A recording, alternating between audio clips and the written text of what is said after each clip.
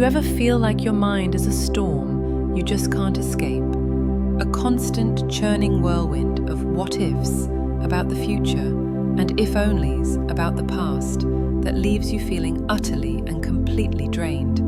It's not just in your head, it's that tight knot in your chest, the shallow breath you can't seem to deepen, the restless energy in your legs. That's the signature of anxiety. It's a cunning manipulator. It whispers that if you just worry a little bit harder, plan a little more meticulously, and analyze every possible outcome, you can finally get control of everything. But that's a lie, isn't it? The more you fight the storm, the more you get pulled into the chaos. The more you wrestle with your thoughts, the more exhausted you become. But what if I told you there's a different way? A path that doesn't involve fighting at all? For centuries, Buddhist masters have perfected simple yet profoundly powerful techniques to find stillness right in the middle of that chaos. This isn't about pretending the storm doesn't exist or just slapping a layer of positive thinking on top of your pain. It's about learning how to be the calm, unshakable center within the storm. It's about changing your entire relationship with your mind. Over the next 30 minutes, we're going to embark on a journey together. We're going to explore 4 real, practical tools you can use to quiet your mind and transform your experience of anxiety for good. These aren't abstract philosophies, they're actionable steps, a complete toolkit for reclaiming your peace. We will learn to find an anchor in the storm, to watch our thoughts without being controlled by them, to cultivate a healing warmth for ourselves, and finally, to find freedom in the wisdom of letting go. So, where do we possibly begin when the mind is scattered in 1,000 directions? The first thing anxiety does is hijack our attention. Your thoughts race, jumping from one worry to the next, pulling you completely out of the present moment. You're not here, in your body, in this room. You're in a disastrous future that hasn't happened, or a painful past you can't change. The Buddhist solution for this is beautifully simple: an anchor. Something to hold on to when the waves of panic feel like they might pull you under. That anchor is your breath. This foundational practice is called Shamatha, which translates to peaceful abiding. It's about stabilizing the mind, and the best part is, you already have everything you need. Your breath is always with you, a steady, reliable rhythm that's been there from your very first moment until this one. Now, this isn't just a nice idea. It's deeply rooted in your own biology. When you're anxious, your sympathetic nervous system is in overdrive, the fight or flight response. Your heart races, your breathing becomes shallow, your muscles tense up. By consciously shifting to slow, deep, diaphragmatic breathing, you are sending a powerful signal to your body that you are safe. This activates the vagus nerve, which is the main highway of your parasympathetic nervous system, the rest and digest system. With each slow breath, you are manually downshifting your own nervous system. You are telling the frantic alarm system in your brain that the threat is not real and it can stand down. Let's try it together right now. This will be a short, guided practice. You don't need a special cushion or a silent monastery. Find a spot where you can be comfortable, either sitting in your chair with your feet flat on the floor or lying down. Let your posture be upright but not rigid. A straight spine helps energy flow, but there's no need to be tense. Let your shoulders relax and your hands rest in your lap. Let your eyes gently close, or if you prefer, keep them open with a soft, unfocused gaze a few feet in front of you. Now, just bring your awareness to the sensation of breathing. Don't try to change it at first, just notice it. Become a scientist of your own breath. Notice the air moving in and out of your body. Maybe you feel the coolness as you inhale through your nose, and the gentle warmth as you exhale. Perhaps you can place a hand on your belly. Feel the gentle rise as the breath flows in, and the gentle fall as it flows out. Let this be your primary point of focus, the simple, physical sensation of the breath moving in your body. Let's breathe together for a few moments. A slow inhale, and a complete letting go exhale. Inhale, feeling your belly expand, and exhale, feeling it soften. Now, here is the most important part of the entire practice. Your mind will wander. That is what minds do. It will jump to your to-do list, a conversation from yesterday, a worry about tomorrow. This is not a failure. This is not a sign that you are bad at meditation. It is simply the nature of the mind. The real practice, the true moment of mindfulness, is the gentle return. The moment you realize, my mind has wandered. That is a moment of success. In that moment of noticing, you are already back. So, without any judgment, without any frustration, just gently and kindly acknowledge where your mind went, thinking, worrying, and then guide your attention right back to the feeling of your breath. Each time you do this, you are strengthening a mental muscle. You are performing a repetition of patience and self-compassion. You are training your mind to come back home to the present. The great Zen master Thich Nhat Hanh said, "Feelings come and go like clouds in a windy sky. Conscious breathing is my anchor." When you focus on this physical sensation, you are planting yourself firmly in the present moment, the only place life is actually happening. Anxiety lives in the future, but it starves in the now. With every mindful breath, you're not fighting the storm. You're just anchoring yourself until it passes. You're telling your entire being that right here, in this moment, you are okay. Okay, but what about the anxious thoughts themselves? The relentless, sticky, convincing thoughts that just won't seem to quit. What if I fail? What will they think of me? This feeling is never going to end. Our habit isn't just to have a worried thought. We become it. We fuse with it completely. We buy into the story it's selling and get swept away by the powerful current of emotion that follows. Our instinct is to fight back. We argue with the thought, try to reason it away, or desperately try to push it out of our mind. But as you've probably noticed, that's like trying to flatten ripples in the water with your hand. It only creates more disturbance. Fighting a thought gives it more energy. The Buddhist approach is radically different. Instead of fighting your thoughts, you learn to watch them. Imagine this. You're lying on your back in a wide green field, looking up at a vast, open blue sky. That sky is your awareness, your true nature, spacious, calm, and fundamentally okay. Your thoughts are just clouds passing through that sky. Some are dark and stormy, like a thundercloud of panic. Others are light and fluffy, a passing daydream. Some move fast, others drift slowly. But here's the key. You are the sky, not the clouds. You don't have to grab onto the clouds. You don't have to fight them or push them away. Your job is simply to notice them. You observe them as they drift into view, and then, eventually, drift on by. They are not you. They are just temporary mental events, visitors passing through the vast space of your consciousness. A powerful technique to help cultivate this is often called noting or labeling. It's incredibly simple. When an anxious thought, feeling, or sensation arises, instead of getting tangled in its dramatic storyline, you can gently and silently label it in your mind. For instance, when the what-if story begins, you can just note, this is worry, or simply, worrying. When your mind jumps to a mistake you made, you can note, remembering or judging. When it starts planning an escape route from a situation, just planning. That simple label creates a tiny but crucial sliver of space between you, the observer, and the thought, the observed. It helps you see the thought as just a mental event, not the absolute capital T truth. You shift from, I am anxious, a statement of identity, to, I am noticing the feeling of anxiety, a statement of observation. That tiny shift is a game changer. It's the beginning of freedom. Another beautiful image you can use is to picture yourself sitting by a gently flowing stream. Each thought that arises, you place it on a leaf and let it float on by.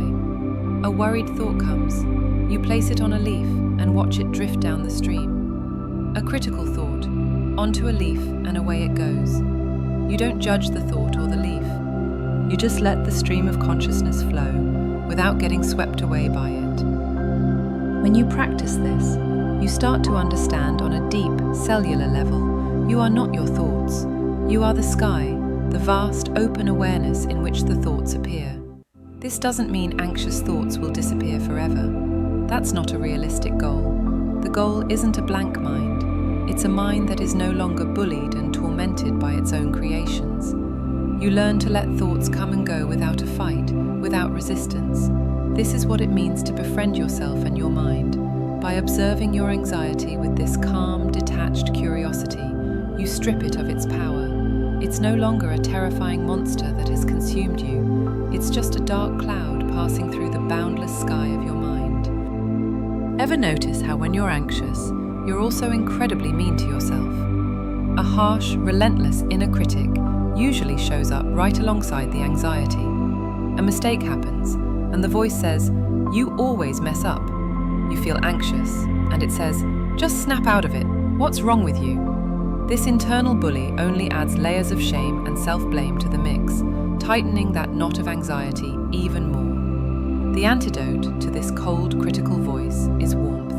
Specifically, the intentional cultivation of warmth and compassion. This practice is called Metta, or loving kindness meditation. It's the active practice of generating and sending well wishes, first to yourself, and then expanding that circle of warmth out to the world. It is a direct counter-practice to the habit of self-criticism that pours fuel on the fire of anxiety. And it's not just wishful thinking. A growing body of scientific research shows this practice can actually rewire your brain. Studies using fMRI have shown that loving kindness meditation can increase grey matter volume in brain regions associated with empathy and emotional regulation. It can measurably increase positive emotions, weaken the part of the brain responsible for self-judgment, and even reduce stress hormones like cortisol. You are actively reshaping your brain to be more resilient and compassionate. So let's try this powerful practice. Find your comfortable posture again. You can place a hand over your heart if that feels comforting, a gesture of warmth and tenderness to yourself. We begin by offering kindness to the person who so often gets left out, the person who needs it most, you. Silently in your mind, begin to repeat a few phrases that feel genuine and kind. The classic phrases are, "May I be safe, may I be happy, may I be healthy, may I live with ease." You can use these, or find words that resonate more deeply with you. May I be peaceful, may I be free from suffering, may I be kind to myself. As you say these words, try to feel the intention behind them. You are offering yourself the same unconditional care you would offer a dear friend who was hurting. Now, a very important note. This might feel weird, awkward, or even completely fake at first, especially if your inner critic is loud and well practiced. That is perfectly okay and perfectly normal. Your mind might argue back, "You don't deserve this." Just notice that thought, label it judging, and come back to the phrases. The practice isn't about feeling it perfectly right away. The practice is about planting new seeds. You are creating new neural pathways. Be patient. After spending a few minutes offering this kindness to yourself, we can begin to expand the circle. Bring to mind someone you love easily. A good friend, a family member, a pet. Picture them in your mind's eye. Now, offer the same phrases to them. May you be safe. May you be happy. May you be healthy. May you live with ease. Feel the natural warmth of your heart extending to them. Next, bring to mind a neutral person, someone you see in your daily life but don't have strong feelings about one way or the other. A cashier at the grocery store, a person on your commute. Try offering them the same well wishes. May you be safe. May you be happy. This helps stretch our capacity for unconditional goodwill. And if and when you feel ready, you can even extend this to a difficult person in your life. This can be challenging, so only do it if it feels right. The intention isn't to condone their actions, but to recognize their humanity and free yourself from the burden of resentment. Finally, expand the circle to encompass all beings everywhere. All people, all animals, all creatures, without exception. May all beings be safe. May all beings be happy. May all beings be healthy. May all beings live with ease. Thich Nhat Hanh compared our fear and anxiety to a crying baby. He taught that you don't yell at a crying baby or try to push it away. You pick it up, you hold it with tenderness, and you soothe it. Metta is how we learn to hold our own anxiety with that same gentle, loving care. It softens the hard, jagged edges of fear and reminds us that we are worthy of compassion, exactly as we are. This doesn't just chip away at anxiety, it transforms it, replacing the cold grip of fear with the boundless warmth of an open heart. A huge, unacknowledged chunk of our anxiety comes down to one single, exhausting activity: holding on too tight. We cling. We cling to how we think things should be. We cling to comfort, to pleasure, to certainty, and to a fixed, solid idea of who we are. We are terrified of losing what we have, and are equally terrified of facing what we don't want. This constant, grinding resistance to the natural, unfolding flow of life creates an enormous amount of tension and suffering. The Buddha taught a core principle that cuts right through this clinging like a sharp knife: anicca, or impermanence. Simply put, everything changes. Nothing is permanent, nothing is fixed. Not your job, not your relationships, not your possessions, not your body, and most importantly for our topic, not your feelings. An anxious feeling can seem totally overwhelming, all-consuming, and permanent when you're in its grip. The mind screams, "This is my reality now. This is never going to end." But that is a lie. It will end. Just like a thunderstorm, it arises due to causes and conditions. It rages for a while, and then it passes, revealing the clear sky that was there all along. Truly letting that sink in, not just as an idea, but as a deep truth, can radically reduce anxiety's power. When a wave of intense anxiety hits, you can gently remind yourself, this is impermanent, this is anicca. This feeling is here right now, but it is not here to stay.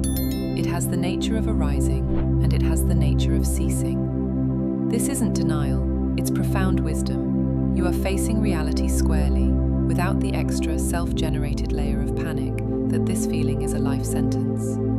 Think about holding a rope in a brutal game of tug-of-war with your anxiety. The pain, the strain, the exhaustion all come from your desperate refusal to let go of the rope. Understanding impermanence is learning to gently, intentionally open your hand and drop the rope. The struggle ceases. This wisdom of impermanence goes even deeper, right to the very core of your sense of self. We often cling to a rigid, solid idea of me. I am an anxious person. I am a failure. I am someone who just can't cope.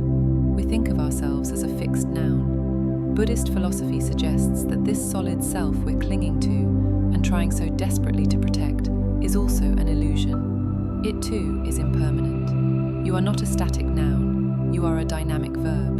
You are a process, constantly unfolding, a collection of ever-changing thoughts, feelings, sensations, and memories.